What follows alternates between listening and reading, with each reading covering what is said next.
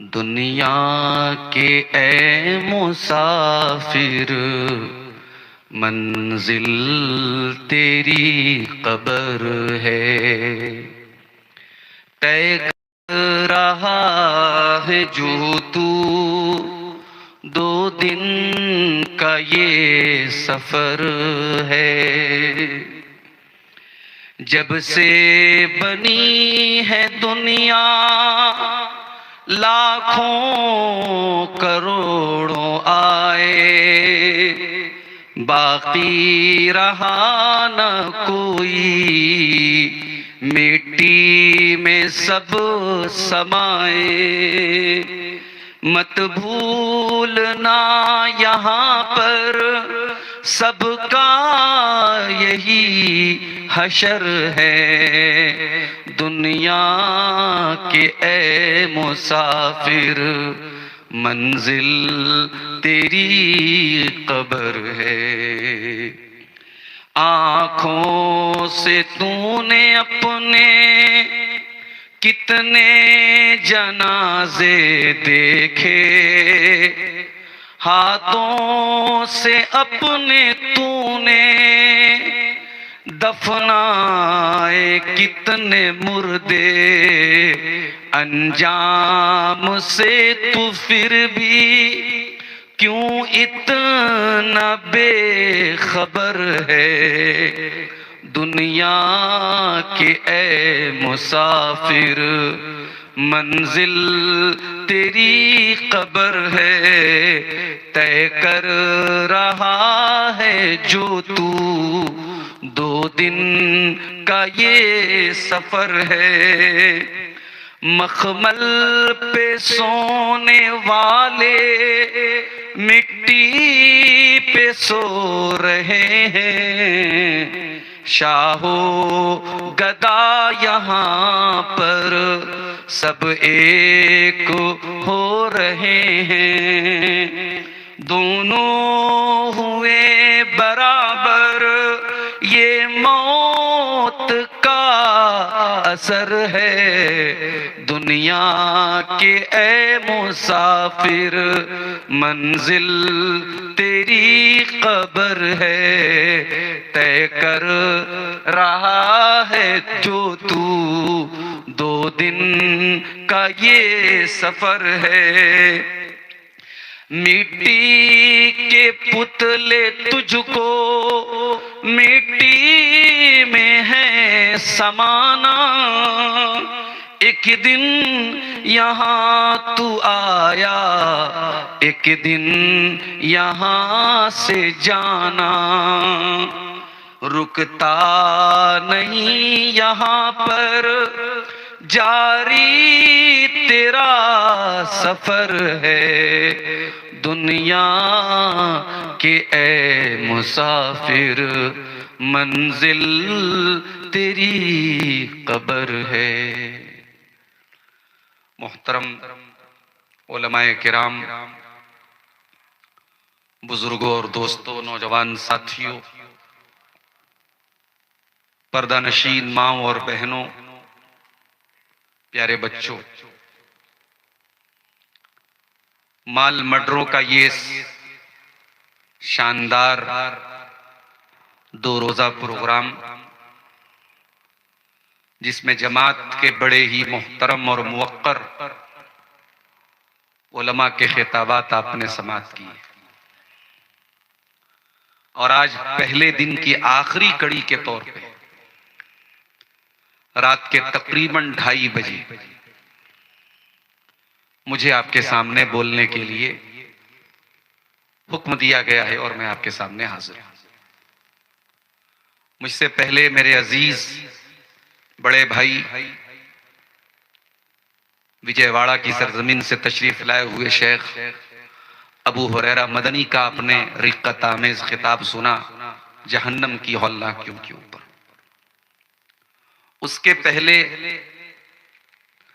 हमारे उस्ताद की हैसियत रखने वाले और हमारी जमात के बहुत ही मोहतरम और बहुत ही इल्मी शख्सियत शेख जलालुद्दीन कासमी हफिज़हुल्लाह का भी इल्मी खिताब आपने समाअत किया।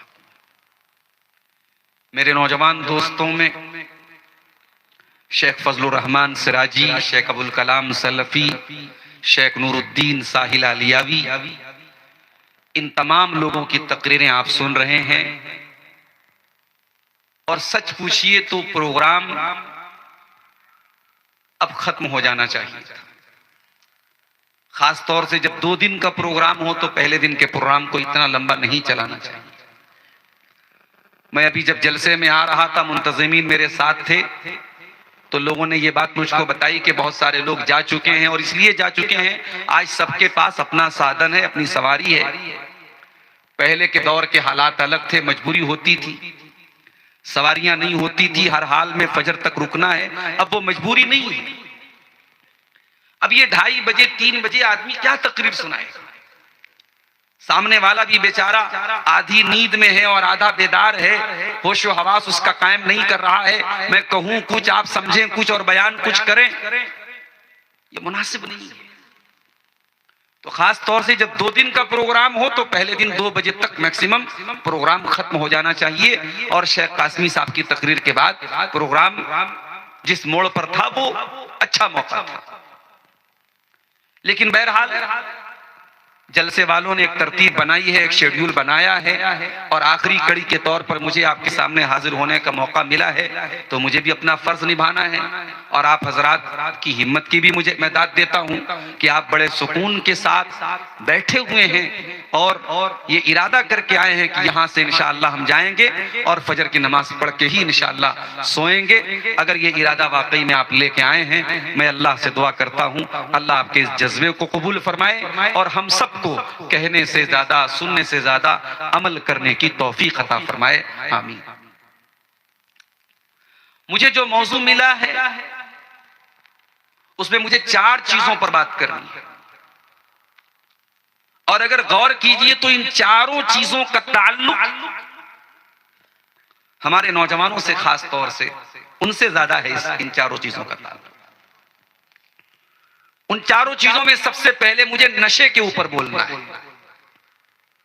फिर दूसरी चीज है सोशल मीडिया का क्या सही इस्तेमाल है, क्या गलत इस्तेमाल है, उस पर मुझे बात करनी है।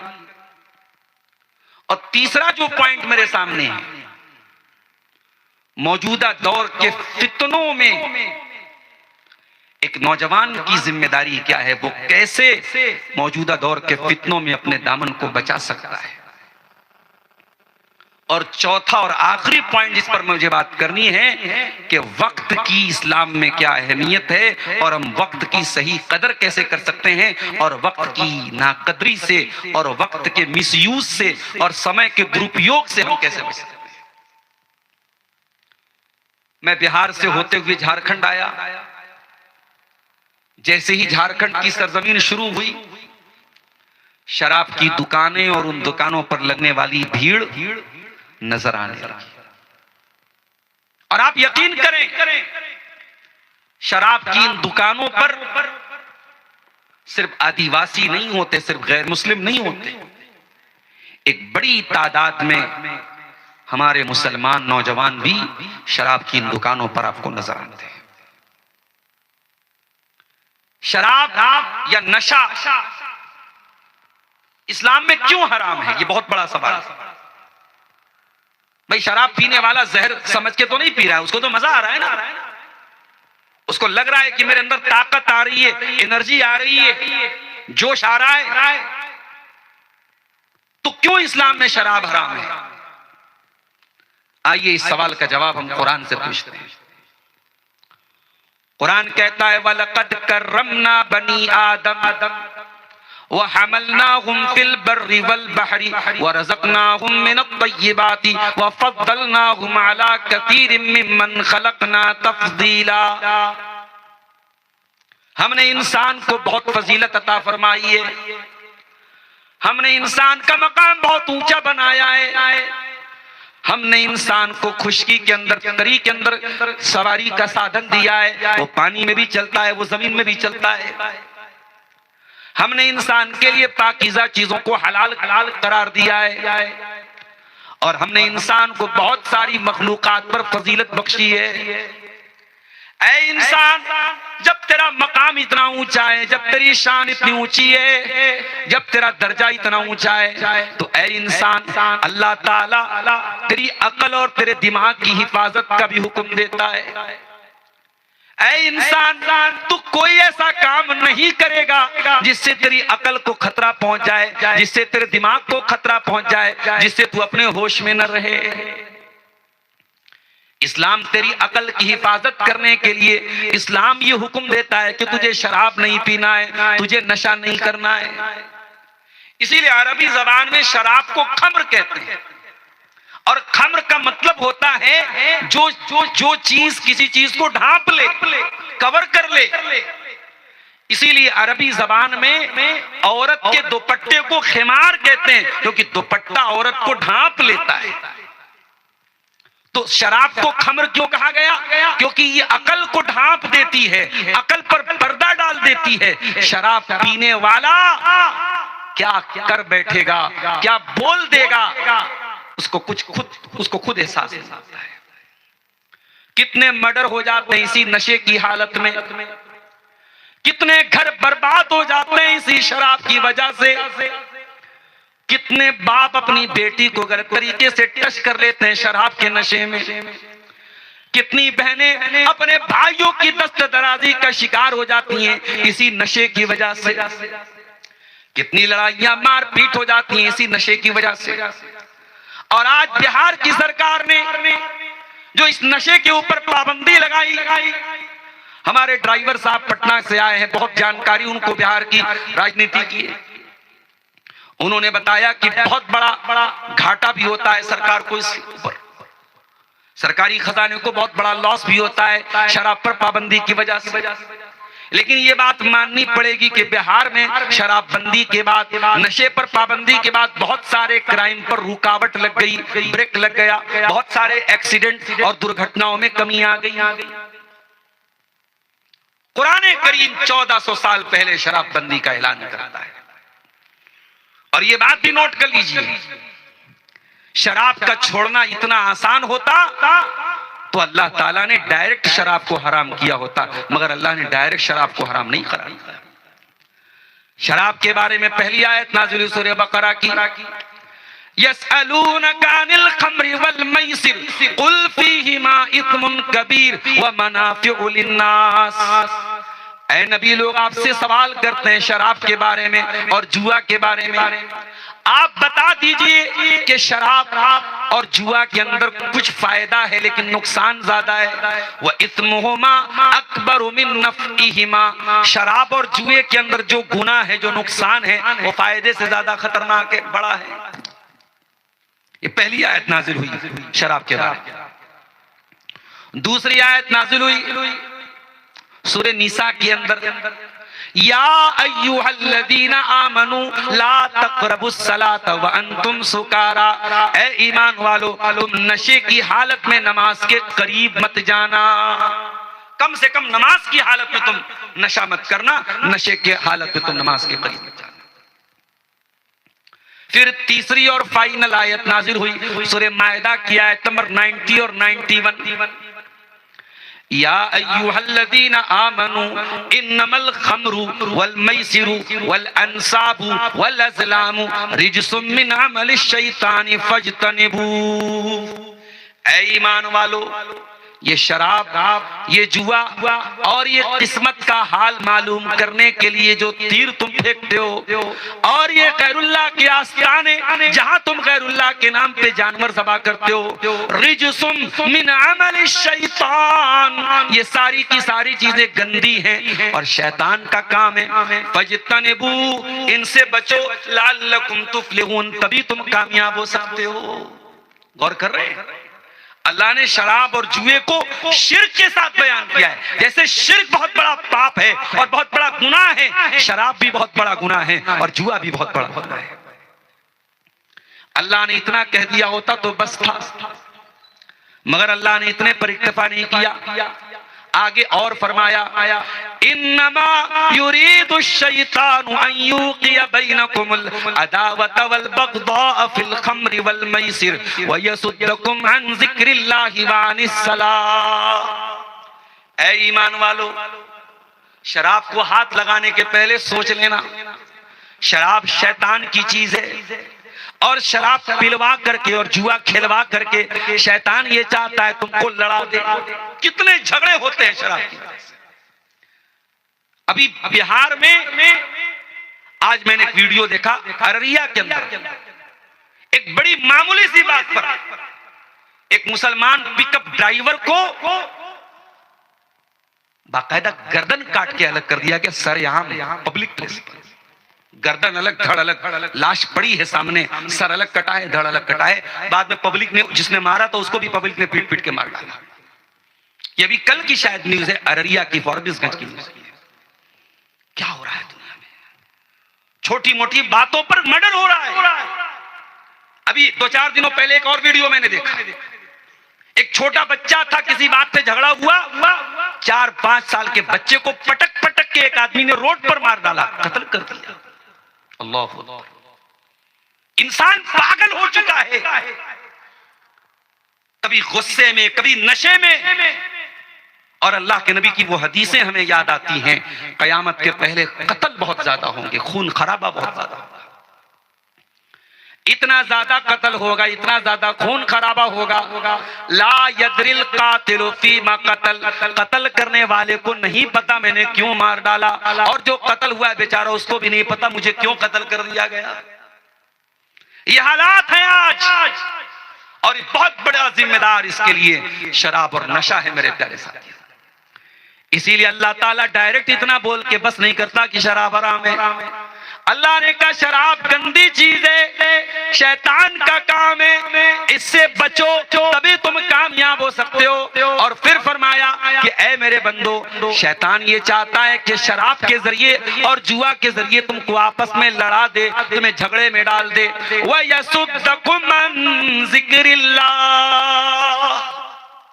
और शैतान ये चाहता है जब तुम शराब पियोगे तो अल्लाह का जिक्र नहीं कर पाओगे, अल्लाह का नाम नहीं ले पाओगे, तुम शराब के नशे की हालत में अल्लाह का नाम नहीं लेना चाहोगे, नहीं ले पाओगे। व अनिस्सला, और नमाज से भी दूर हो जाओ।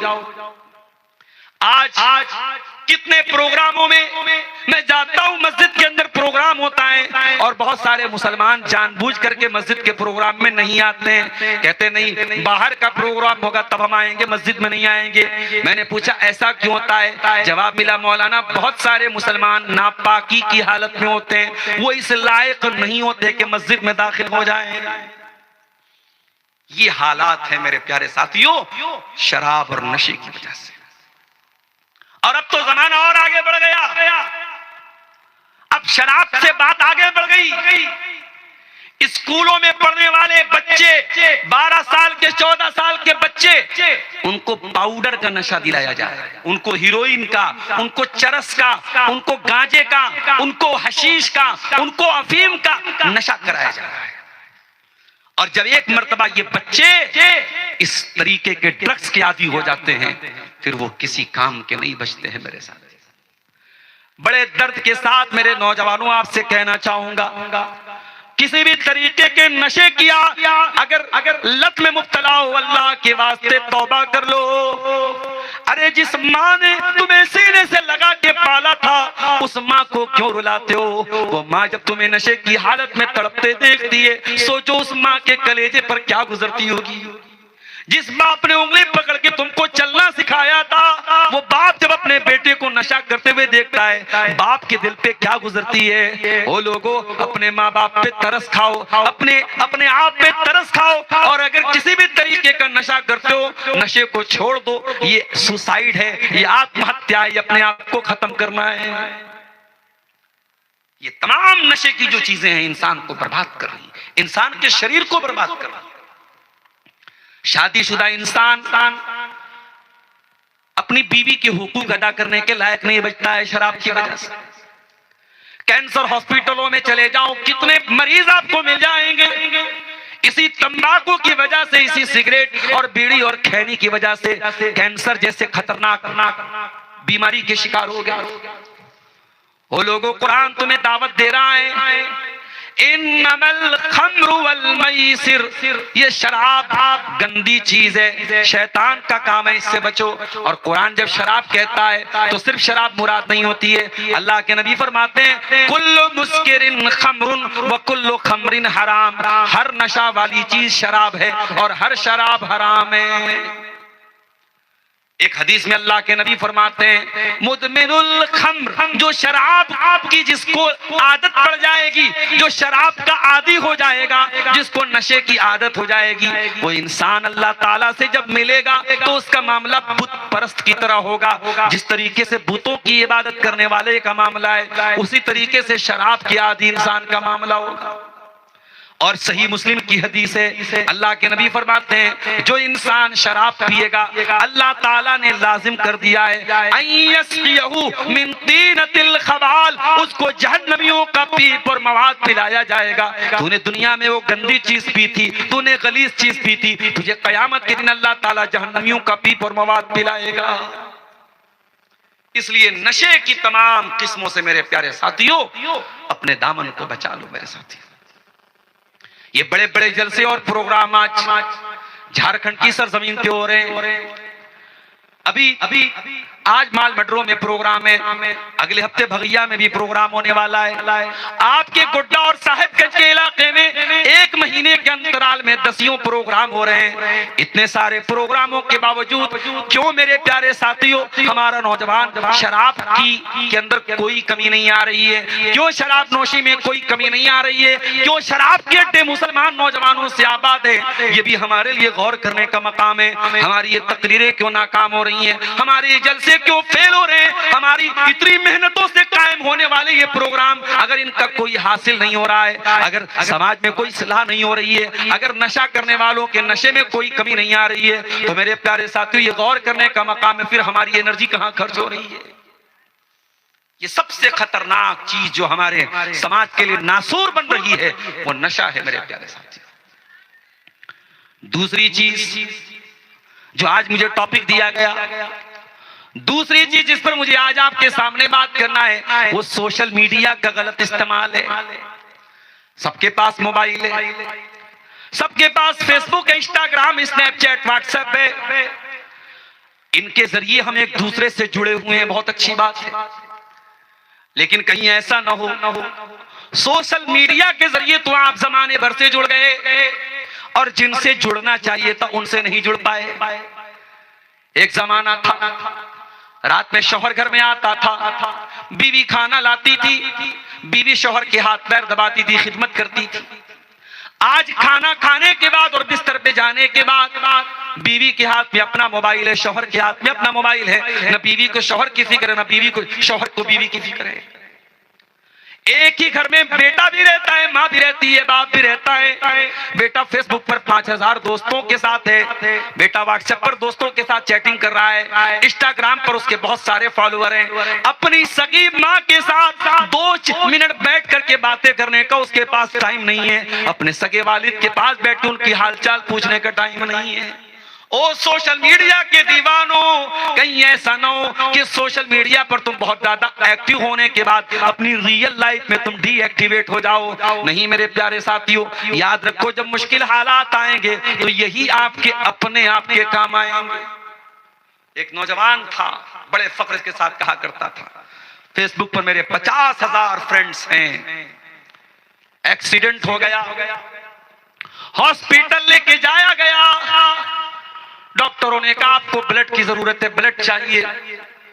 उसने जल्दी से मोबाइल उठाया, सोचा 50,000 फ्रेंड्स हैं मेरे फेसबुक के ऊपर, कोई ना कोई जरूर मेरी मदद के लिए आगे बढ़ेगा। उसने फेसबुक पर अपनी फोटो डाली, कहा मेरे दोस्तों मुझे खून की जरूरत है, मेरा ये ब्लड ग्रुप है, फला हॉस्पिटल में एडमिट हूं, जल्दी से आ जाओ, जान खतरे में है, जिंदगी खतरे में है। मैसेज सर्कुलेट हो गया, 50,000 लोगों तक पहुंच गया। कोई एक बंदा भी मदद के लिए आगे नहीं आया। आगे कौन आया? उसका बूढ़ा बाप जिसको उसने 5 मिनट बात करने का टाइम भी जिंदगी में देना गवारा न किया।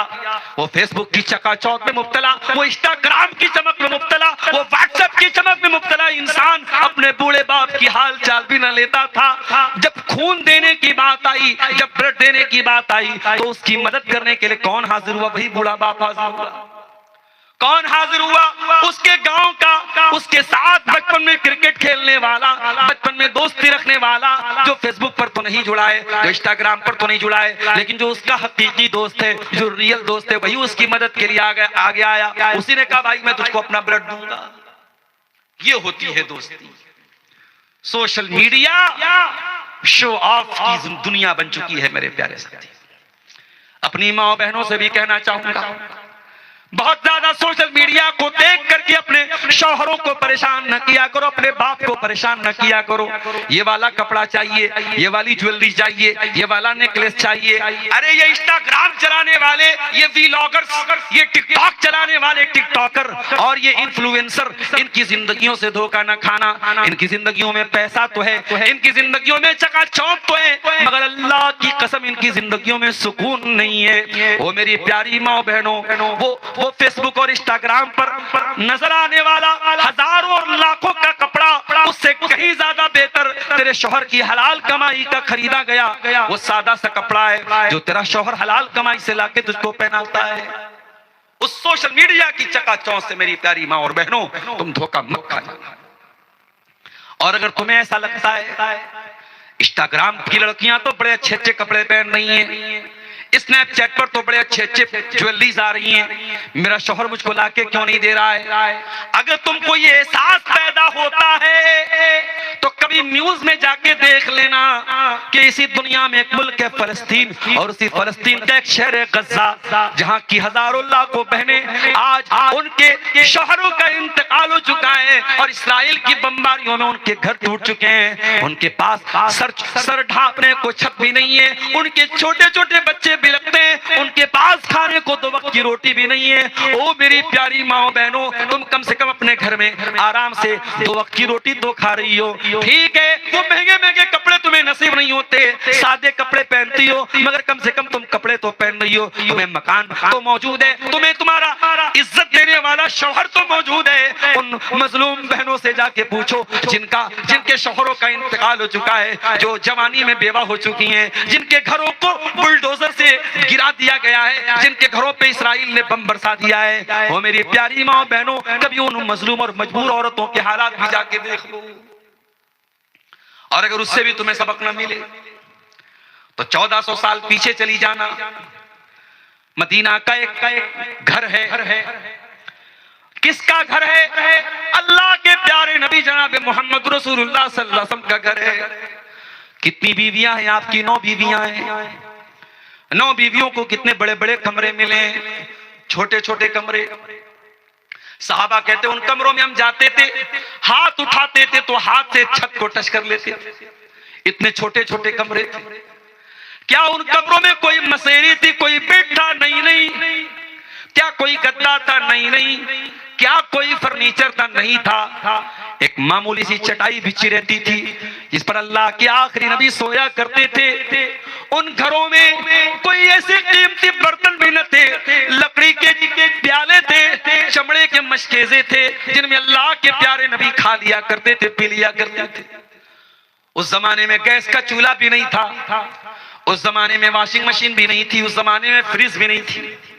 ओ मेरी प्यारी माँ बहनों, अल्लाह के प्यारे नबी से बड़ा इंसान कौन हो सकता है? और आपकी बीवियों से ज्यादा मोहतरम बीवियां कौन हो सकती हैं? आपकी 9 बीवियां हैं, उन छोटे छोटे कमरों में सारी जिंदगी गुजार देती हैं और कभी जबान पर शिकायत का लफ्ज नहीं लाती हैं, कभी अपने शौहर से शिकायत नहीं करती हैं, कभी खाना मिला तो खा लिया, नहीं मिला तो सब्र कर लिया। अम्मा आयशा फरमाती हैं ऐसा भी होता था कि 2-2 महीना गुजर जाया करता था और अल्लाह के नबी के घर में चूल्हा नहीं जला करता था। अल्लाह के नबी के घर में चूल्हा नहीं जलता था। पूछने वाले ने पूछा अम्मा आयशा, जब चूल्हा नहीं जलता था तो अल्लाह के नबी के घर वाले क्या खाया करते थे? फरमाया खजूर खा लिया करते थे, पानी पी लिया करते थे। खजूर खा करके और पानी पी करके मोहम्मद रसूलुल्लाह के घर वाले गुजारा कर लिया करते थे। वो जिंदगी हमें तो नहीं मिली मेरे साथ। हम तो बड़े ऐशो आराम से जिंदगी गुजारते हैं। ठीक है, अभी वक्ती हालात आए तो कहीं गैस का सिलेंडर महंगा हो गया, कहीं पेट्रोल के लिए लंबी लाइन लग गई, ये वक्ती हालात है, वरना आम तौर से अगर हम देखो तो हम तो बहुत सुकून की जिंदगी गुजार रहे हैं। इसलिए मेरी प्यारी माँ बहनों, ये सोशल मीडिया से धोखा न खाना, ये सीरियलों की जिंदगी से धोखा न खाना, ये फेसबुक और इंस्टाग्राम की जिंदगियों से धोखा न खाना। अल्लाह के प्यारे नबी फरमाते हैं, उन्जुरू इला मन हुवा अस्फल मिनकुम, अपने से नीचे के लोगों को देखा करो, अपने से ऊपर के लोगों को न देखा करो। जब तुम अपने से कमजोर लोगों को देखोगे, जब तुम अपने से नीचे लोगों को देखोगे, फइन्नहु अजदरु अल्लाह तज़दरू नेमत अल्लाह, तो तुम अल्लाह ताला की नेमतों को हकीर नहीं समझोगे। सोशल मीडिया ने एक काम और कर दिया, ज़िनाकारी को आसान कर दिया। एक जमाना था, कोई गांव का लड़का, कोई शहर की लड़की, उनको कोई गलत काम करना होता था, वो छुप छुप करके मिला करते थे, बड़े पहरे हुआ करते थे। अब तो बाप भी मौजूद है, माँ भी मौजूद है, बड़ा भाई भी मौजूद है, एक ही छत के नीचे सब मौजूद है। रात के 2 बज रहे हैं, लड़की स्नैपचैट पर अपना गंदा वीडियो लड़के को भेज रही है, और स्नैपचैट ने बड़ी प्राइवेसी भी दे दी है। उधर देखो उधर डिलीट हो गया, सारी प्राइवेसी भी बरकरार रह गई, कोई खतरा भी नहीं है। इस तरीके से आज इज्जतों के जनाजे निकल रहे हैं, और एक एक लड़की 10-10 लड़कों से बातें कर रही है, एक एक लड़का 10-10 लड़कियों से बातें कर रहा है, और बाकायदा बातें नहीं, मुलाकातों तक मामला पहुंच रहा है। ओ लोगों, सोशल मीडिया को ज़िनाकारी और बदकारी का जरिया न बनाना। ओ लोगों, ये तो इसलिए बनाया गया था ताकि हम एक दूसरे से कनेक्ट हो जाएं, एक दूसरे से जुड़ जाएं। अल्लाह के वास्ते इसे ज़िनाकारी का अड्डा न बनाने देना। वला तक़रबुज़ ज़िना इन्नहु कान फ़ाहिशतन व साअ सबीला। ओ मेरे बंदो, तुम ज़िना के करीब न जाना, ये बहुत गंदा काम और बहुत बुरा रास्ता है। इस्लाम बड़ा प्रैक्टिकल दीन है। इस्लाम ने इतना कह के छोड़ नहीं दिया ज़िना के करीब मत जाओ। इस्लाम ने अगर कहा है कि ज़िना के करीब मत जाओ, तो इस्लाम ने रूल भी बनाया, इस्लाम ने कानून भी बनाया। लड़की घर से निकल रही है, लड़की माल मटरों की रहने वाली है, भागलपुर उसको जाना है, बहुत लंबा नहीं, 60-70-80 किलोमीटर का सफर है। उसे रांची जाना है, 200-300 किलोमीटर का सफर है। कलकत्ता जाना है, 300-400 किलोमीटर का सफर है। लड़की घर के बाहर निकल रही है, सफर में जा रही है। अल्लाह के नबी फरमाते हैं, ला तुसाफिरुल मरअतु इल्ला व मअहा मुहरिम, औरत बगैर महरम के सफर न करे, औरत कहीं रात न गुजारे बगैर महरम के। घर में कई भाई रहते हैं, एक भाई की शादी हो गई, एक भाई कुंवारा है। अब देवर भाभी का सामना हो रहा है एक ही घर के अंदर, देवर भाभी में हंसी मजाक भी हो रहा है, हर तरीके की बातें भी हो रही हैं, और यहीं से बात खराब हो रही है, यहीं से मामला गड़बड़ हो रहा है, यहीं से देवर के अंदर अपनी भाभी के लिए गलत ख्यालात पैदा हो रहे हैं। और अगर कहीं भाई बाहर रह रहा है और भाभी घर में अकेली रह रही है, तो और ज्यादा गुनाह के चांसेस बढ़ रहे हैं, और ज्यादा गुनाह के मौके मिल रहे हैं। इसी मौके पर जब ज़िना का खतरा मौजूद है, अल्लाह के नबी फरमाते हैं, वो लोगों खबरदार, गैर महरम औरतों के पास तन्हाई में न जाया करो। ओ लोगों, गैर महरम औरतों के पास न जाया करो। सहाबा ने कहा, अय अल्लाह के नबी, क्या देवर भी अपनी भाभी के पास नहीं जा सकता है? क्या जीजा भी अपनी साली के पास नहीं जा सकता है? अफरअयतल हम्व या रसूल अल्लाह, अय अल्लाह के नबी, आपका क्या ख्याल है? क्या देवर भाभी से भी नहीं मिल सकता है? क्या जीजा साली से भी नहीं मिल सकता है? आपने फरमाया, अल हम्व अल मौत, देवर तो भाभी के लिए मौत है, जीजा तो साली के लिए मौत है। ऐसे वाकयात भी हमारे सामने आए। साली आई अपनी बहन के यहां, और जीजा का दिल आ गया साली के ऊपर। अब लाख उसे मसला बता दो, भैया जब तक तुम्हारी बीवी तुम्हारे निकाह में, तुम साली से शादी नहीं कर सकते। हराम तरीके से साली से भी शादी कर लिया, और 2 सगी बहनों को एक साथ अपने निकाह में रखा, जो कि हराम है। अल्लाह के नबी की साफ हदीस मौजूद है, कुरान की आयत मौजूद है, लेकिन ये हराम काम भी आपको कहीं कहीं समझ में होता हुआ नजर आ जाएगा। तो कुरान अगर कह रहा है वला तक़रबुज़ ज़िना, ज़िना के करीब मत जाओ, तो कुरान उसका तरीका भी बता रहा है। सोशल मीडिया ने आज नजरों के ज़िना को आसान कर दिया। हकीकत वाला जो ज़िना है वो तो उतना भी आसान नहीं है, मगर आंखों का ज़िना तो बहुत आसान हो गया। अब तो मौलवियों के फेसबुक के ऊपर भी ऐसे वीडियोस आ जाते हैं कि मौलवी बेचारे परेशान हो जाते हैं, कोई देख लेगा तो मैं क्या जवाब दूंगा। और बात मौलवियों की आई है तो ये भी सुन लो मेरे भाई, मौलवी भी आपकी तरह इंसान होते हैं। उन्हें कोई दूसरी मखलूक समझने की गलती मत करना, उन्हें फरिश्ता समझने की गलती मत करना। मौलवी भी आपकी तरह इंसान है, उलमा भी आपकी तरह इंसान है, उनसे भी खताएं हो सकती हैं। उन पर आंख मूंद करके भरोसा करने की मैं आपको कभी मशवरा नहीं दूंगा। आप अपनी जवान लड़की को किसी मौलवी के पास ट्यूशन पढ़ने के लिए भेज रहे हैं और तन्हाई दे रहे हैं तो ये आपकी गलती है। आपने क्यों मौका दिया?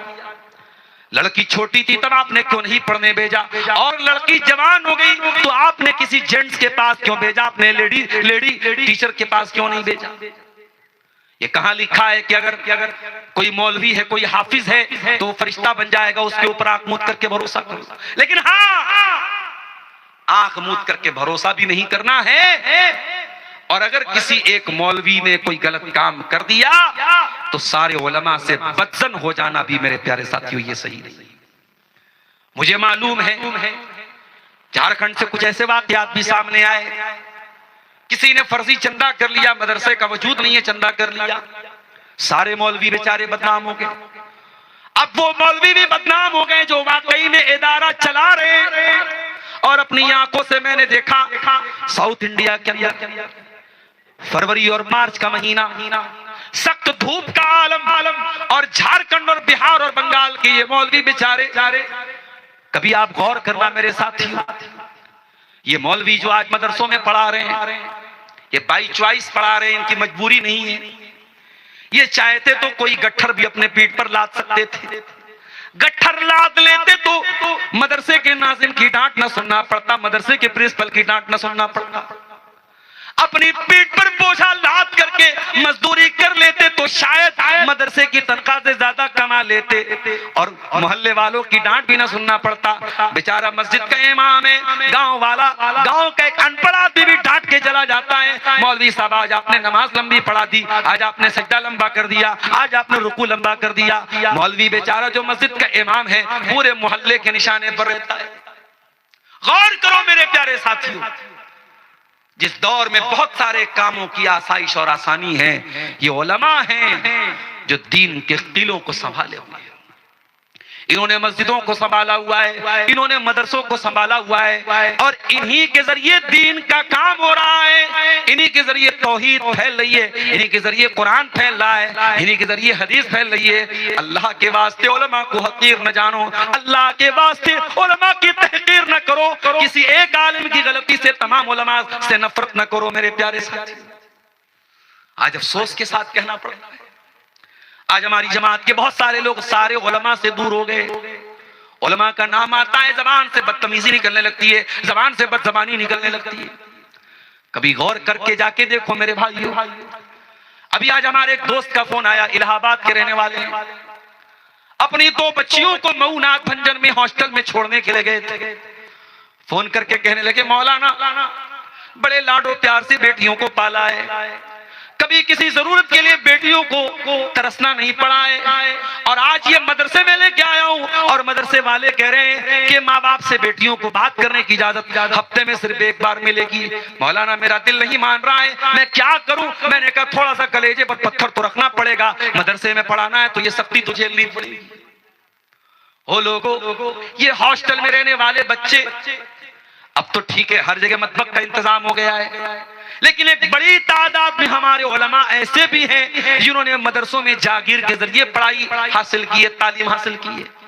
घर घर वो टिफिन लेके जाते थे और भिखारियों की तरफ उनको खाना दिया जाता था, और वो बेचारे वही खाना खा करके अपने घर के इज्जतदार घर के हैं, अपने घर में शान शौकत से खाते हैं और शान शौकत से खिलाते हैं। लेकिन आज हॉस्टल में रह करके जागीर का खाना खा के बेचारा वो पढ़ रहा है।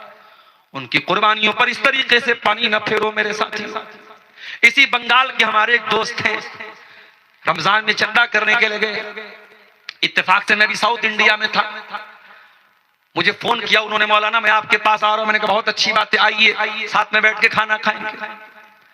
एक दिन रमजान का महीना था, दस्तरखान लगाया, बंगाल के हमारे साथी आए, उनको बिठाया, इफ्तार करने लगे, देखा आंखों में आंसू आ गए। मैंने कहा क्या बात है, क्यों रो रहे हो? कहा मौलाना आप तो जानते हैं आप जब भी मेरे घर पे आते हैं मैं आपको मेहमान नवाजी करता हूँ, आपको मछली बना के खिलाता हूँ, आपको बेहतरीन चीजें बना के खिलाता हूँ, लेकिन ये चंदे का काम करने के लिए हमको क्या क्या करना पड़ रहा है। हम रमजान में चंदा करने जाते हैं, हमें भिखारियों की तरह मस्जिदों में जाके जहाँ इफ्तार हो रहा है वहां बिन बुलाए मेहमान की तरह जाके बैठ जाना पड़ता है। जहाँ सहरी का इंतजाम हो रहा है बिन बुलाए मेहमान की तरह जाके बैठ जाना पड़ता है। बड़ी शर्म आती है, बड़ी गैरत लगती है, बड़ा रोना आता है, मगर क्या करें, चंदा न करें तो हमारी तनख्वाहें न मिलेगी, और हमारी तनख्वाहें न मिले तो घर कैसे चलेगा, हमारी मजबूरी हमको चंदा करना पड़ता है। ओ लोगों, ये मदरसे बड़ी मुश्किल से चल रहे हैं। इन उलमा को इस तरीके से अपनी नफरत का, अपनी जबान दराजी का निशाना न बनाओ। इन उलमा की कुर्बानियों पर इस तरीके से पानी न फेरो। मैं ये नहीं कहता कि उनको मासूम समझो, मैं ये नहीं कहता कि आंख मूंद करके भरोसा कर लो।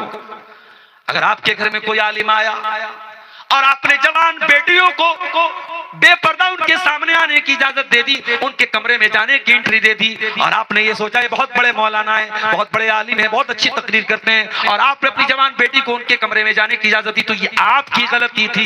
इस्लाम ने तो इससे रोका है मेरे प्यारे साथी।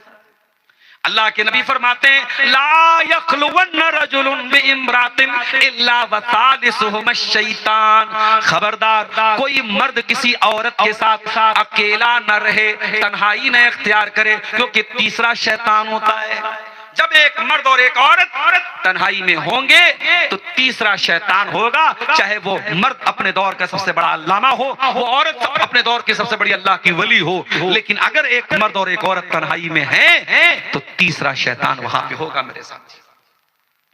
और सोशल मीडिया ने आज इसी काम को आसान कर दिया है।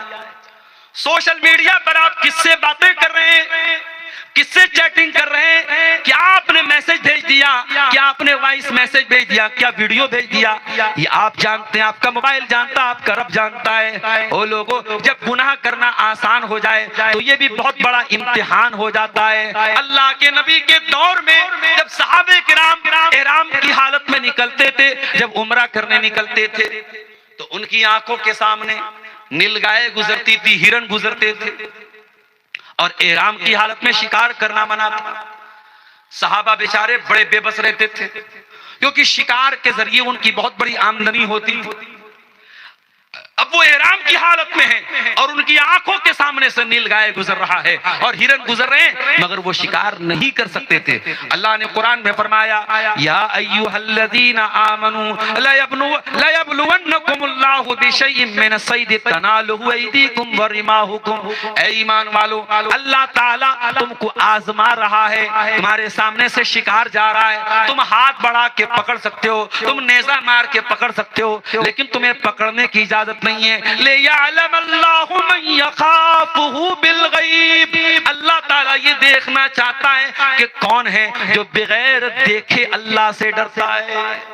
बगैर देखे कौन अल्लाह से डरता है, यही इम्तिहान है तेरा। मेरे प्यारे नौजवान साथियों, सोशल मीडिया भी आपका बहुत बड़ा इम्तिहान है। मैं ये नहीं कहता आप फेसबुक न चलाएं, मगर आप किसी लड़की से अच्छे मकसद के लिए भी क्यों बात करते हैं। कुछ लोग कहते हैं हम अच्छे मकसद के लिए बात करते हैं। कितनी मुसलमान लड़कियां हैं, किसी गैर मुस्लिम लड़के का मैसेज आया, अस्सलाम वालेकुम, मेरा नाम फला है और मैं इस्लाम के बारे में जानना चाहता हूं। अब ये लड़की बेचारी समझती है कि इस्लाम के बारे में ये जानना चाहता है तो बड़ी अच्छी बात है, मैं इसको इस्लाम के बारे में समझा देती हूँ। और फिर धीरे धीरे जब ये इस्लाम के बारे में उसको बताने लगती है, और सामने वाला तो पहले से पूरी प्लानिंग करके आया है, साजिश करके आया है, वो धीरे धीरे फिर प्यार भरी बातें करने लगता है और उसके बाद अपने जाल में फंसा करके उस मुसलमान लड़की को मुर्तद बना देता है, इस्लाम से निकाल देता है, उसे मुशरिक बना देता है, उसे अल्लाह की तौहीद से हटा देता है। एक जरा सी चैटिंग एक मुसलमान लड़की से दीन और ईमान छीन लेती है। इसलिए मेरे प्यारे साथियों, मेरी प्यारी माँ और बहनों, आपसे कहना चाहूंगा सोशल मीडिया का इस्तेमाल बहुत एहतियात के साथ करो। अल्लाह के प्यारे नबी फरमाते हैं अल आइनान ज़िनाहुमन नज़र, आंखों का ज़िना ये है गलत चीजों को देखा जाए। वल उज़नान ज़िनाहुमल इस्तिमा, और कानों का ज़िना ये है गलत चीजों को सुना जाए। अच्छी तस्वीर पर भी आप अगर गाना लगा रहे हैं, म्यूजिक लगा रहे हैं। मैं एक मर्तबा ट्रेन से आ रहा था, ट्रेन में देखा दो चार लड़के जो है वो चश्मा लगा करके किसी गाने पर वीडियो बना रहे हैं, नाच रहे हैं। तो मैंने पूछा ये क्या है, तो पता लगा ये कोई नया ट्रेंड चला है, कोई फिल्मी हीरो है और उसने बड़े एक्शन में एंट्री मारी है। तो ये नौजवान लड़के लड़कियां ट्रेन पे एंट्री मार रहे, वीडियो बना रहे। क्या चल रहा है? तमाशा चल रहा है मेरे साथी। ये गाने बजाने ये आपके कानों तक जब पहुंचेंगे तो ये भी कानों का ज़िना है मेरे साथी।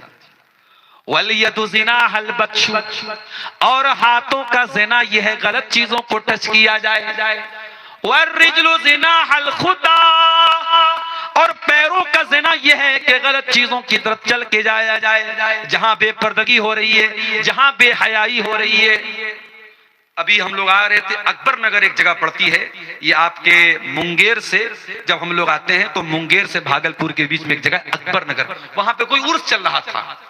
अब पूरी रोड जाम थी और लड़कों से ज्यादा लड़कियां नजर आ रही थी, और माशाअल्लाह सब बिल्कुल सजी सवरी मेकअप करके क्या करने आई हैं? बाबा का उर्स मनाने आई हैं। कोई बेचारे अल्लाह के वली हैं, बाबा हैं, उनकी वहां पे कब्र है, मजार है, उनकी मजार पे चादर चढ़ाने आई हैं और उनसे जो है बरकत लेने आई हैं। ये तमाशे आज हो रहे हैं मेरे प्यारे साथियों।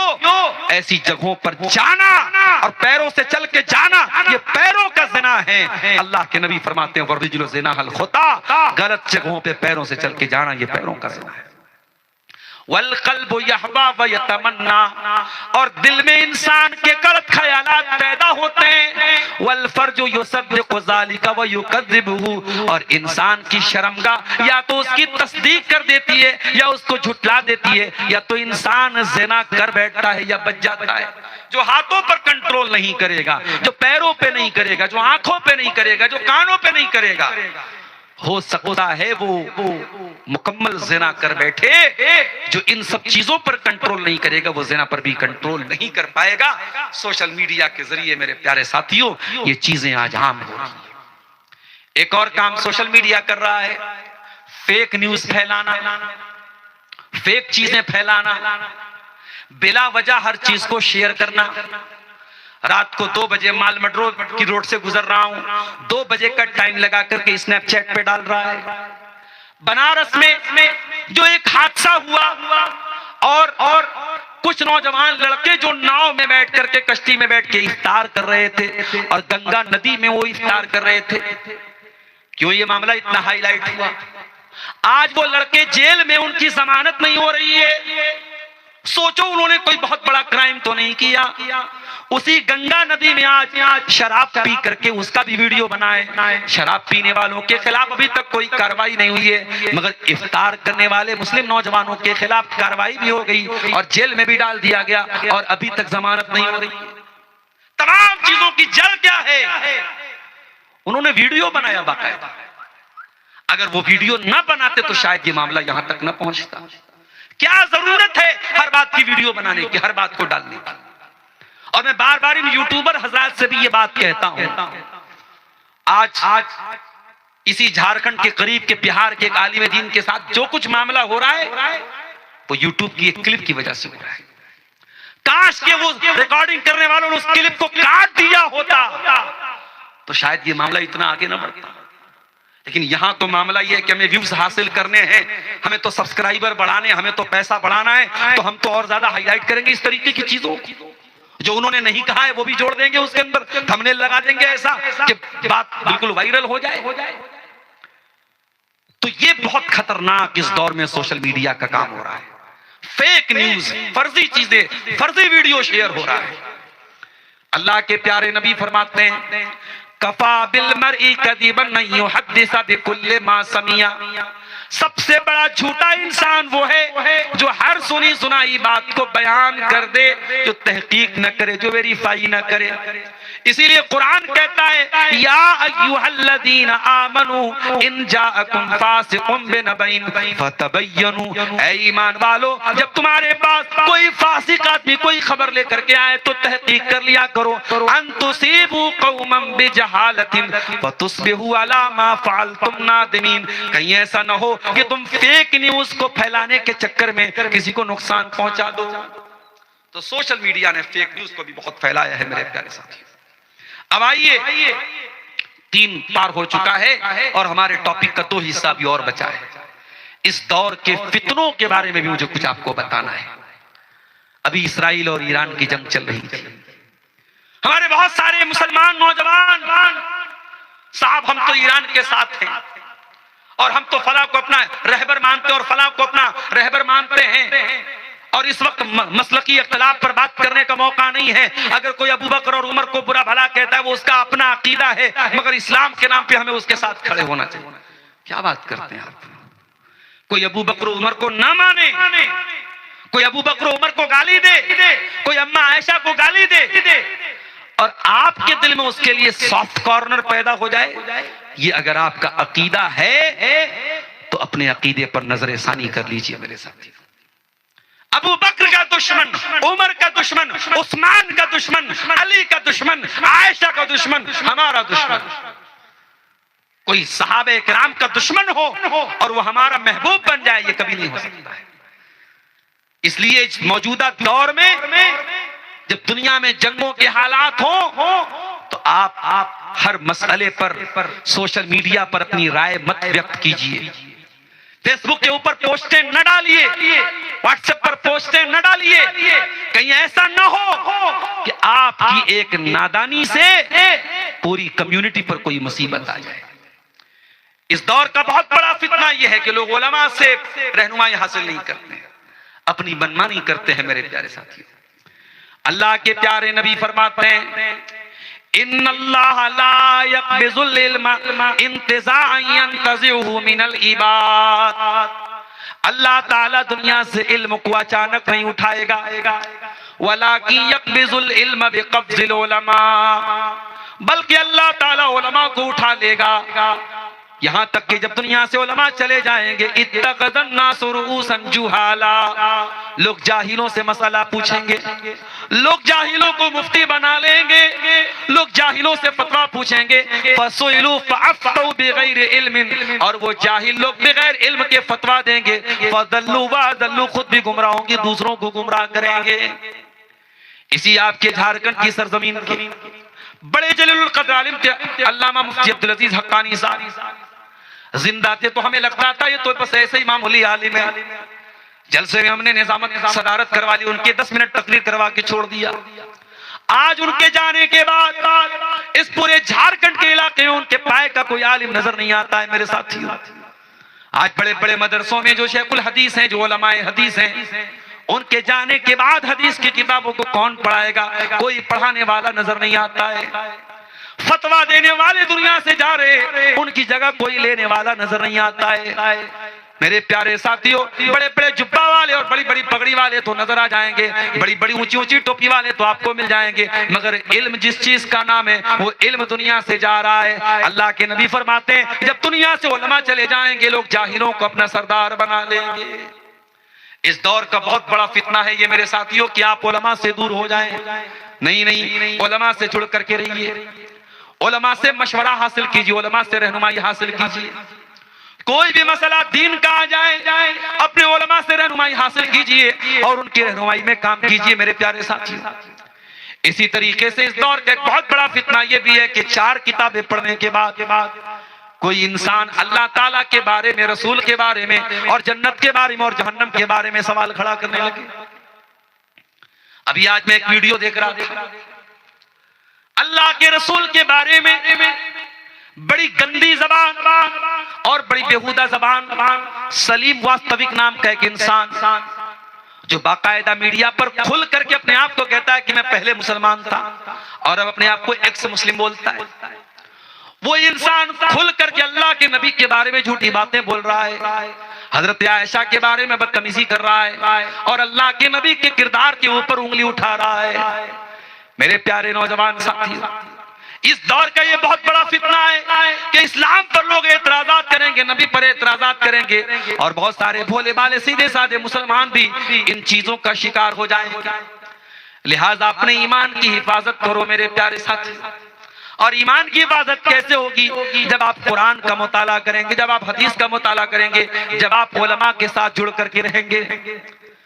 आज आप अपने गांव के अंदर मस्जिदों के बीच में, मदरसों के बीच में, मगर इसी माल मेट्रो के बहुत सारे लोग कलकत्ता में रह रहे हैं, दिल्ली में रह रहे हैं, मुंबई में रह रहे हैं, और अपनी फैमिली के साथ ऐसी कॉलोनी में वो जाके रह रहे हैं जहां पे कोई अपनी अहले हदीस की मस्जिद नहीं है, कोई अहले हदीस का मदरसा नहीं, कोई अहले हदीस का आलिम नहीं है। और वहां पे जाने के बाद जब उनके बच्चों को सही गाइडेंस नहीं मिला, जब उनको सही रहनुमाई करने वाला नहीं मिला, तो उनकी आने वाली नस्लें कब्र परस्त बन गई, उनकी आने वाली नस्लें खराब हो गई।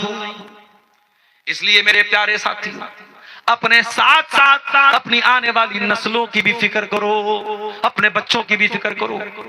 हजरत इब्राहीम अलैहिस्सलाम अल्लाह ताला से दुआ करते हैं, वजुनुबनी व बनिया अन नाबुदल असनाम। ऐ अल्लाह तू मुझे और मेरे बच्चों को बुत परस्ती से बचा ले। ऐ अल्लाह तू मुझे और मेरे बच्चों को शिर्क करने से बचा ले। ऐ अल्लाह मेरी औलाद के अंदर शिर्क को पनपने न दे। आप गौर कीजिए मेरे साथ, मजारों पर सजदा हो रहा है और मुसलमान औरत सजदा कर रही है, मुसलमान मर्द सजदा कर रहा है, और उसको कोई गुनाह का काम समझ के नहीं कर रहा, उसको अच्छा समझ के कर रहा है। करे गैर गर बुत की पूजा तो काफिर, कवाकिब में माने करिश्मा तो काफिर, झुके आग पर बहरे सजदा तो काफिर, जो ठहराए बेटा खुदा का तो काफिर, मगर मोमिनों पर कुशादा है राहें, परस्तिश करे शौक से जिसकी चाहे, नबी को जो चाहे खुदा कर दिखाएं, इमामों का रुतबा नबी से बढ़ाएं, मज़ारों पे जा जा के नजरें चढ़ाएं, शहीदों से जा जा के मांगे दुआएं, न तौहीद में कुछ फर्क इससे आवे, न इस्लाम बिगड़े न ईमान जाए।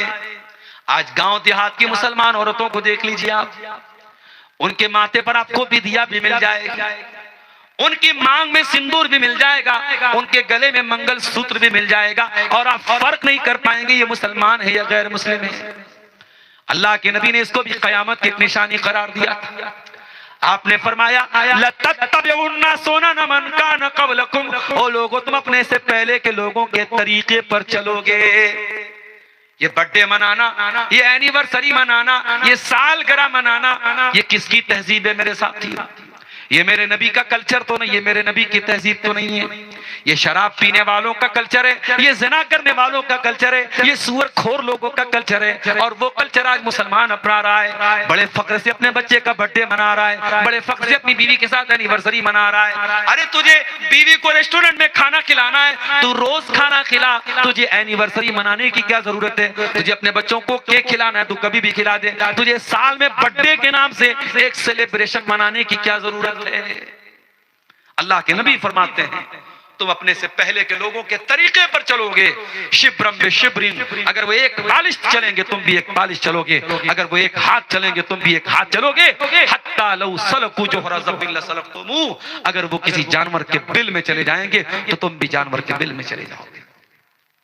इसी तरीके से इस दौर का एक बहुत बड़ा फितना ये भी है मेरे प्यारे साथी, हराम कमाई का फितना। इसी झारखंड में जामताड़ा का इलाका है, साइबर क्राइम का अड्डा माना जाता है। चोरी के जरिए लोगों के एटीएम से पैसा ले लेना। कोई बेचारा रिटायर हो गया है, बूढ़ा इंसान है, पेंशन पा रहा है, उसके अकाउंट में अच्छा खासा पैसा है, बैंक वालों से मिली भगत करके स्कैम करके उसके उस बैंक से उसके अकाउंट से पैसा ले लेना।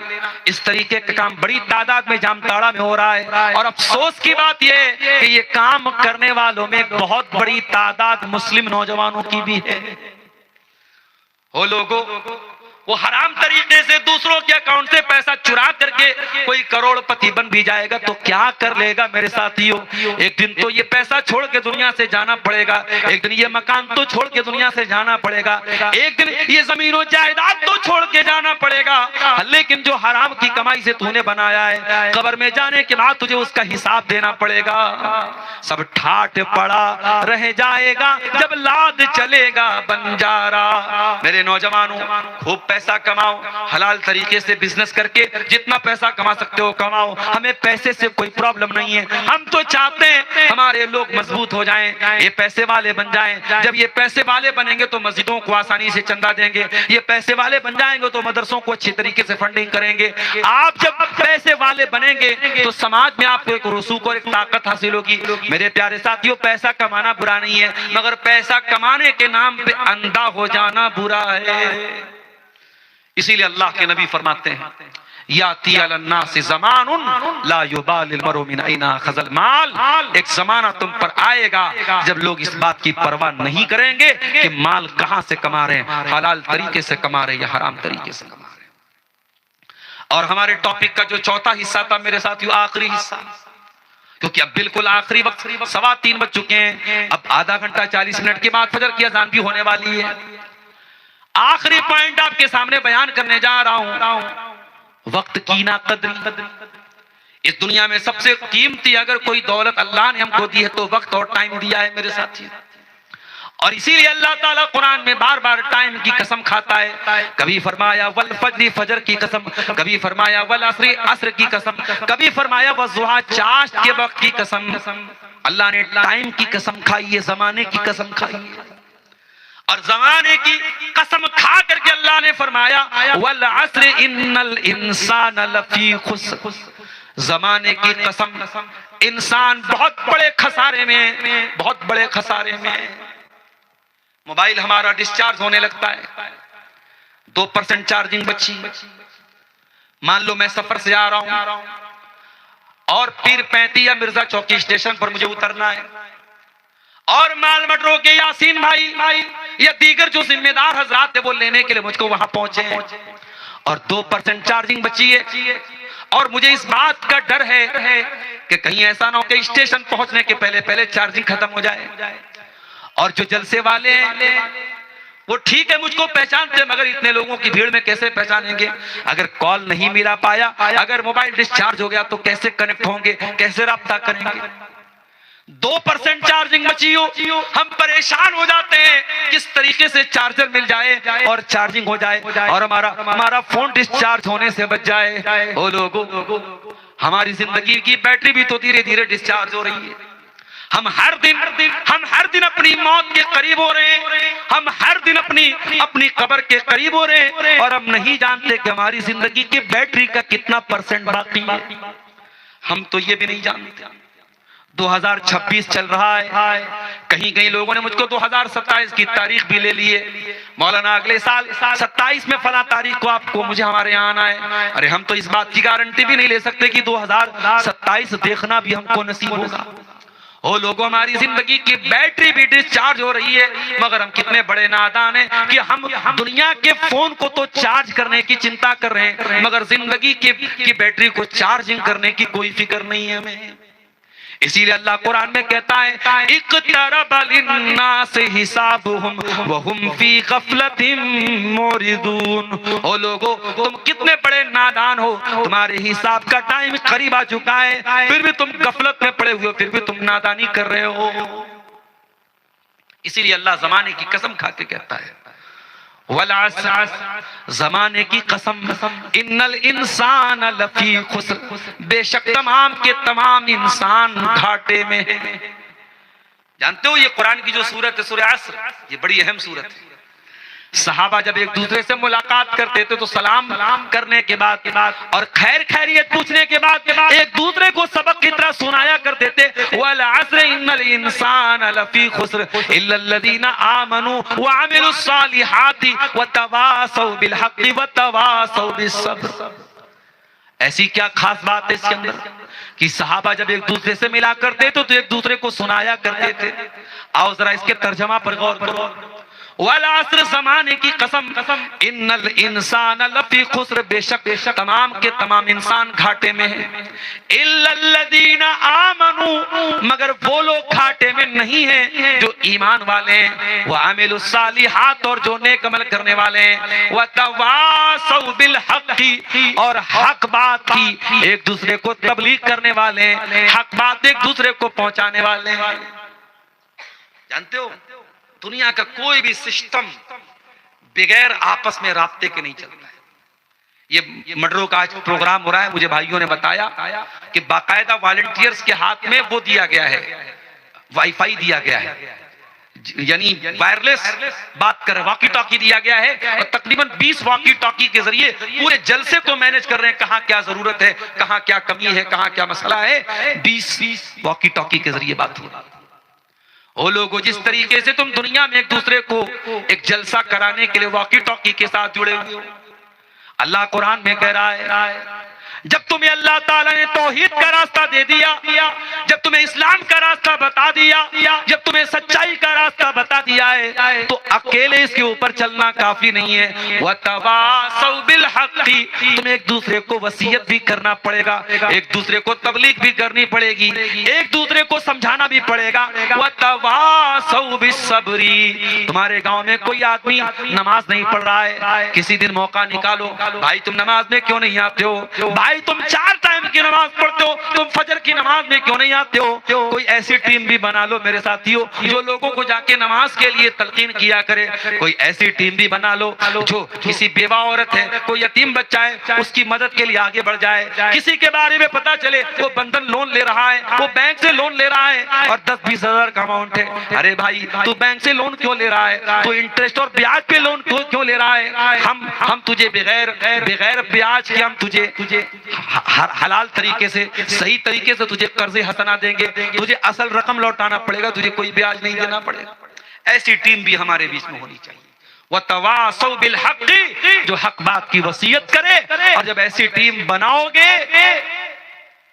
तो ये आसान काम नहीं है, ये फूलों की सेज नहीं है।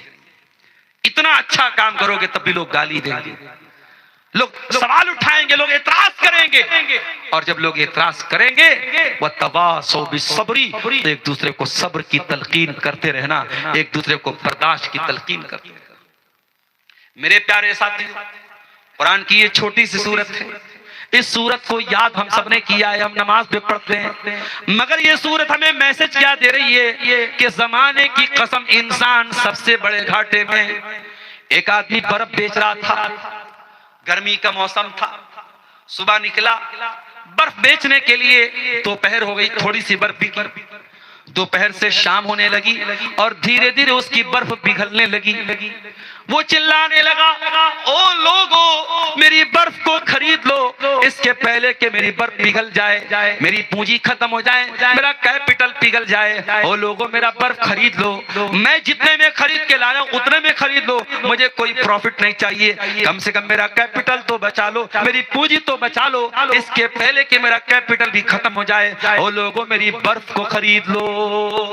ये मंजर देखकर एक अल्लाह के नेक बंदे ने कहा, जब मैंने उस बर्फ बेचने वाले को इस तरीके से चिल्लाते हुए देखा कि ओ लोगों मेरे कैपिटल के खत्म होने के पहले मेरी बर्फ को खरीद लो, तब मुझे कुरान की इस आयत का मतलब समझ में आया। वल अस्र, जमाने की कसम, इन्नल इंसान लफी खुस्र, इंसान बहुत बड़े घाटे में, जो जमाने की हिफाजत नहीं कर पाया, जो टाइम की हिफाजत नहीं कर पाया, जो समय को नहीं बचा पाया, जो समय की कदर नहीं कर पाया, उससे बड़ा खसारे में कोई नहीं है।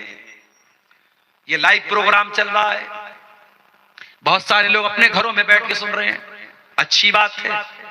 कोई दिल्ली में, कोई मुंबई में, कोई कलकत्ता में लाइव सुन रहा है, वो सुन रहा है तो अच्छी बात है। मगर भगैया में बैठ के कोई अगर 6-7 किलोमीटर का सफर तय करके मेट्रो ना आ सके और बैठ करके मोबाइल पर लाइव प्रोग्राम सुन रहा है, तो इसका मतलब यह है कि उसने इस जलसे में आने की अहमियत को नहीं समझा। मेरे साथी, आपकी जिंदगी में एक एक मिनट बहुत कीमती है, कोशिश ये कीजिए कि वो वक्त सही जगहों पर इस्तेमाल हो। मेरे प्यारे साथी, अल्लाह ताला कुरान के 18वें पारे में कहता है, हत्ता इदा जा अहदहुमुल मौत, ऐ मेरे बंदे जब तेरी मौत का टाइम आता है, काल रब्बिरजिऊन, तो बंदा कहता है अल्लाह मुझे तू दुनिया में दोबारा लौटा दे, ऐ अल्लाह तू एक मौका मुझको और दे दे, एक चांस मुझको तू और दे दे, लअल्ली अमलु सालिहन फीमा तरक्तु, ऐ अल्लाह मैं वादा करता हूँ अगर एक चांस तू और दे देगा मैं नेक अमल करूंगा, मैं 5 टाइम की नमाज पढ़ूंगा, ऐ अल्लाह कोई गुनाह का काम नहीं करूंगा, ऐ अल्लाह तुझे कोई नाराज करने वाला काम नहीं करूंगा, ऐ अल्लाह अल्लाह एक मौका तू और दे दे, मैं गारंटी लेता हूँ मैं नेक अमल करूंगा।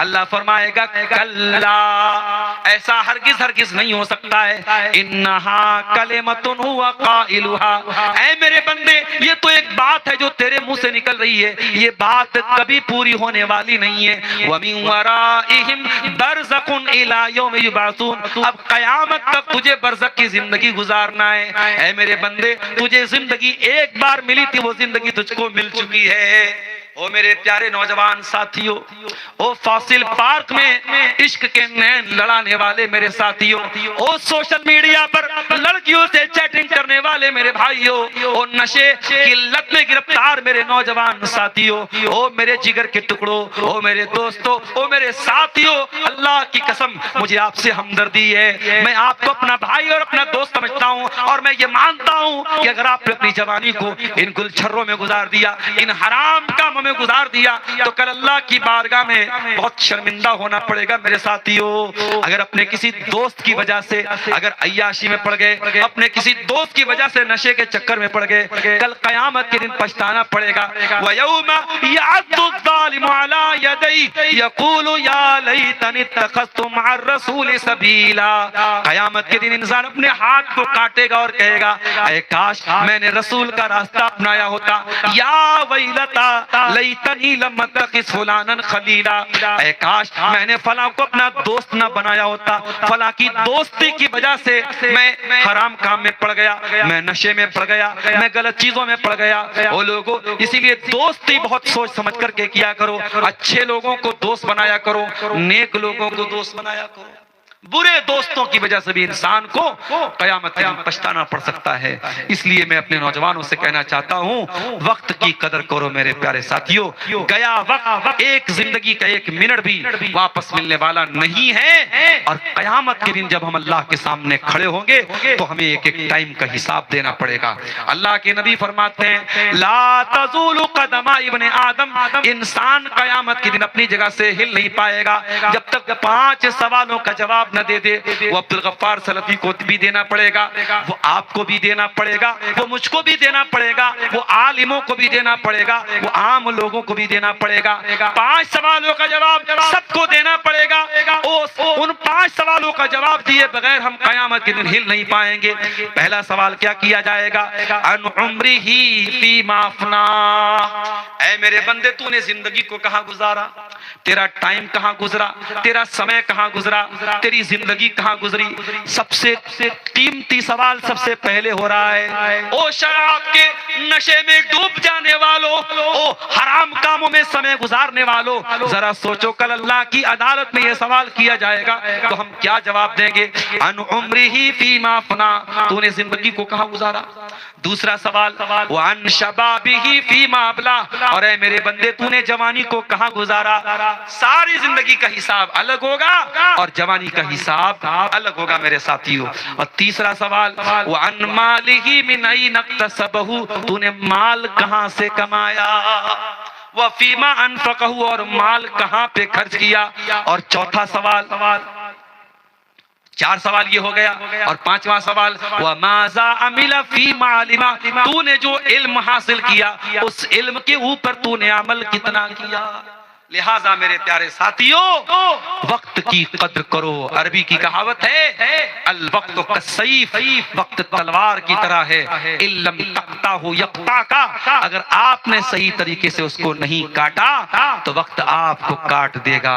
इसलिए मेरे प्यारे साथियों अपने एक एक मिनट का सही इस्तेमाल कीजिए। आखिर में हम अल्लाह ताला से दुआ करते हैं रब्बुल आलमीन हमें नेक अमल अच्छी समझ की तौफीक अता फरमाए। ये 2-4 सवालात आए हैं, इनका जवाब देके और दुआ करके हम बात खत्म करते हैं। थोड़ा सा वक्त बचा है, घर जा करके वजू कर ले आप, और हो सके तो 2-4 रकात तहज्जुद पढ़ ले और उसके बाद फजर की नमाज पढ़ के ही सोएं। क्या इज्तिमाई रोजा इफ्तार करा सकते हैं? बिल्कुल करा सकते हैं। जिन उलमा ने इसको बिदअत कहा है वो सही बात नहीं है। जब हम इनफरादी तौर पर इफ्तार करा सकते हैं तो इज्तिमाई तौर पर भी करा सकते हैं। अलबत्ता आजकल जो इफ्तार पार्टियां हो रही हैं, राजनीतिक इफ्तार पार्टियां, फला पार्टी की तरफ से और फला पार्टी की तरफ से, तो वो मुझे मुनासिब नहीं मालूम होती, उससे हमें अवॉइड करना चाहिए। लेकिन एक आम मुसलमान अगर मस्जिद में लोगों को दावत दे रहा है और इज्तिमाई तौर पे दे रहा है, पूरे गांव को दे रहा है, पूरी मस्जिद को दे रहा है, कोई हर्ज की बात नहीं, इंशाअल्लाह उसके गलत होने की कोई दलील नहीं है। दूसरा सवाल है, क्या रुकू मिलने से नमाज मुकम्मल हो जाती है? कुछ उलमा का ये मौकिफ है कि रुकू मिल जाने से रकात मिल जाती है, मगर दलील के एतबार से ज्यादा मजबूत बात यह है कि रुकू तो मिल गया, सूरह फातिहा नहीं मिली, इमाम के साथ क़ियाम नहीं मिला, लिहाजा वो रकात उसको नहीं मिली, वो रकात उसको दोहरानी पड़ेगी। यही बात ज्यादा सही है, यही बात ज्यादा मजबूत है। वल्लाहु आलम बिस्सवाब। क्या इमाम के पीछे सूरह फातिहा न पढ़ने पर नमाज होगी? नहीं होगी। इमाम के पीछे सूरह फातिहा आप नहीं पढ़ेंगे, आपकी नमाज नहीं होगी। अल्लाह के नबी की क्लियर हदीसें मौजूद हैं, बगैर सूरह फातिहा के कोई नमाज नहीं होती, और इमाम के पीछे भी आपने हुक्म दिया है सूरह फातिहा पढ़ने का। उसके बाद क्या तहज्जुद की 8 रकात पे सना पढ़ सकते हैं? आपकी मर्जी, आप चाहें तो पहली रकात में सिर्फ पढ़ लीजिए, और आप चाहें तो हर दूसरी 2 रकात के बाद जब आप खड़े हों फिर से दुआए सना पढ़ लीजिए। आपको इख्तियार है, अगर आप चाहें तो पहली रकात में पढ़ करके बाकी हर रकात में आप सूरह फातिहा से भी स्टार्ट कर सकते हैं, और आप चाहें तो हर 2 रकात के बाद जब आप सलाम फेरेंगे फिर आप जब नई स्टार्ट करेंगे तो उसमें आप दुआए सना पढ़ सकते हैं। और तहज्जुद के अंदर जो अल्लाह के नबी दुआए सना पढ़ते थे, वो और भी दुआएं आप पढ़ते थे, उनको भी आप याद कर लीजिए। जैसे एक बड़ी लंबी दुआ है, बहुत प्यारी दुआ है, अल्लाहुम्मा लकल हम्दु व अंता नूरुस समावाति वल अर्दि व मन फीहिन, वो दुआ भी आप दुआ की किताब में से याद कर लीजिए। तो ये चंद सवालात थे। अल्लाह ताला से दुआ है रब्बुल आलमीन हमें नेक अमल और अच्छी समझ की तौफीक अता फरमाए। रब्बुल आलमीन आज के इस प्रोग्राम में हमारे आने को, जमा होने को कबूल फरमाए। कल का जो दिन है, कल के दिन भी हमें सब्र सुकून के साथ अपने उलमा के बयानात को सुनने की तौफीक अता फरमाए। और जिस मस्जिद के लिए ये प्रोग्राम मुनक़िद हो रहा है, अल्लाह उस मस्जिद की तामीर को हम सबको जल्द से जल्द मुकम्मल करने की तौफीक दे। अल्लाह हम सब के गुनाहों को माफ़ फरमाए, अल्लाह हमारी नेकियों को कबूल फरमाए, अल्लाह हमारे नौजवानों की इस्लाह फरमाए, हमारी माँ बहनों की इस्लाह फरमाए, कहने सुनने से ज़्यादा हम सबको अमल की तौफीक अता फरमाए। आमीन व आखिर दावाना अनिल हम्दुलिल्लाहि रब्बिल आलमीन। वस्सलामु अलैकुम व रहमतुल्लाहि व बरकातुहू।